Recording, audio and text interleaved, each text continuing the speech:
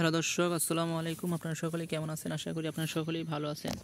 আপনাদের মাঝে নতুন একটি ভিডিও নিয়ে আসলাম। ভিডিওটি হচ্ছে একটি গাছ নিয়ে। এই গাছটি আপনারা এই গাছটি কখনো খেলা ভাববেন না এবং এই গাছটি নিয়ে আপনারা কখনো মজা করবেন না।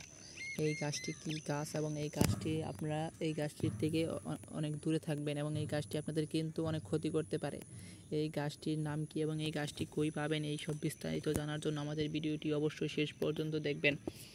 তার আগে আপনাদের বলে দিই, যারা আমাদের চ্যানেলে নতুন আছেন তারা অবশ্যই আমাদের চ্যানেলটিকে সাবস্ক্রাইব এবং কমেন্ট বেশি লাইক শেয়ার করবেন।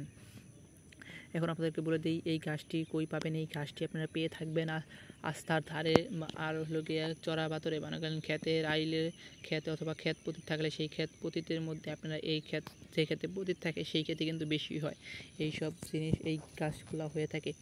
এই গাছগুলো মনে করেন কখনোই আপনারা কি করবেন না, এই গাছের পাতা এই দেখতেই পাচ্ছেন, এই এই গাছটির পাতা কখনোই আপনারা মনে করেন এই গাছটির পাতা কখনোই এভাবে নিলেন, এই পাতাটি কখনোই মনে করেন শরীরে কোথাও লাগাবেন না। সেই পাতাটি শরীরে কোথাও স্পর্শ করবেন না। মানে আপনি হাতটা ধরছেন এই তুরি শরীরে নরম কোথাও জায়গার মধ্যে আপনারা এটা শরীরে যদি কোনো জায়গার মধ্যে অথবা হাতটা ধরছি হাতের অথবা এই পেশি ওই জায়গায় অথবা পিঠে অথবা শরীরে অথবা মুখে ওই গালের মধ্যে যদি এই গাছের পাতাটি আপনার নাগান, এই গাছটি কিন্তু পুরো অ্যাসিড গাছ, অ্যাসিড মনে করেন যে অ্যাসিড পারে সেই অ্যাসিড গাছ, এই অ্যাসিড গাছের কিন্তু অনেক ক্ষতি করে এবং এই গাছটি কিন্তু অনেক যেই জায়গার মধ্যে এই পাতাটা আপনারা লাগাবেন, যেই জায়গার মধ্যে রাখবেন পাতা শরীরে যেখানে আমাদের স্পর্শ করবেন সেইখানে কিন্তু এটাকে পুড়ে যায়। সুতা কথা, এটা গাছ অ্যাসিড।